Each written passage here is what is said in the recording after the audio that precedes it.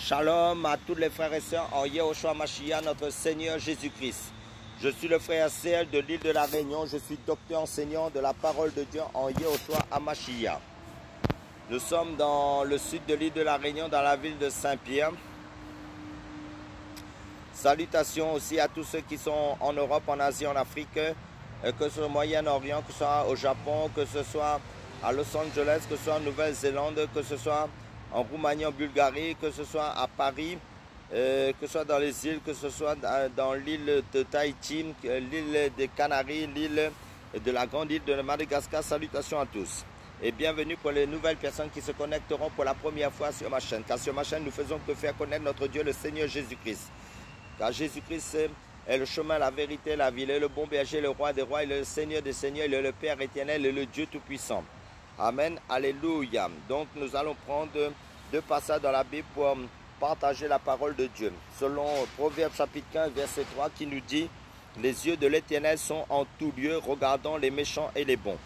Et je prends un autre passage selon l'évangile de Jean chapitre 1, verset 48 qui nous dit « Jésus lui répondit « Quand tu étais sous le figuier, je te voyais ». Donc le thème sera le regard. Donc une voisine, en fin de compte, quelqu'un raconte, une voisine nous a fait la remarque suivante. Eh bien, chez vous, les volets s'ouvrent toujours à la même heure et la lumière s'allume toujours à la même heure. Un autre voisin m'a dit aussi, je vous envie car tous les dimanches matin, vous partez en famille pour le jour du Seigneur. Nous vivons sous le regard des autres. Moi-même, en ouvrant mes volets, je regarde machinalement ceux de mon voisin. J'en déduis, en fait, là c'est quelqu'un qui raconte qu'il dort encore, ou au contraire, qu'il est bien matinal.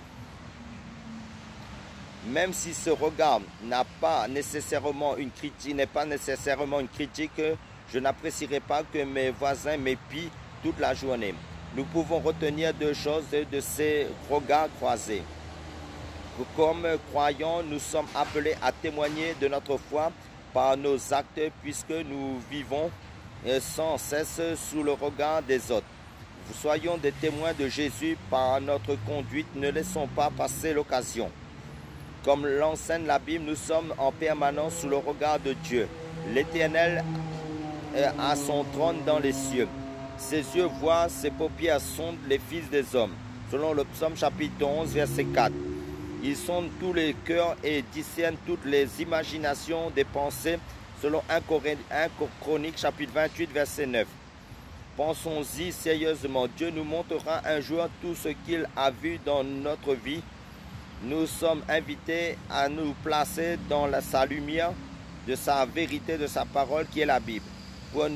Pour vivre à son honneur, si nous vivons chaque jour sous le regard de Dieu, nous ne pouvons qu'être de bons témoins pour ceux qui nous regardent. Parce que le Seigneur nous dit d'observer sa parole. Ça veut dire qu'il faut la lire, il faut la comprendre par l'aide du Saint-Esprit, mais il faut la pratiquer, il faut la vivre.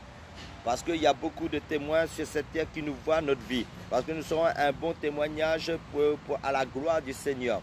C'est pour ça que la Bible nous dit dans Romains chapitre 12, verset 2, « Ne vous conformez pas au siècle présent, mais soyez transformés par le renouvellement de l'intelligence afin que vous discerniez quelle est la volonté de Dieu, ce qui est bon, agréable et parfait. » Amen, alléluia.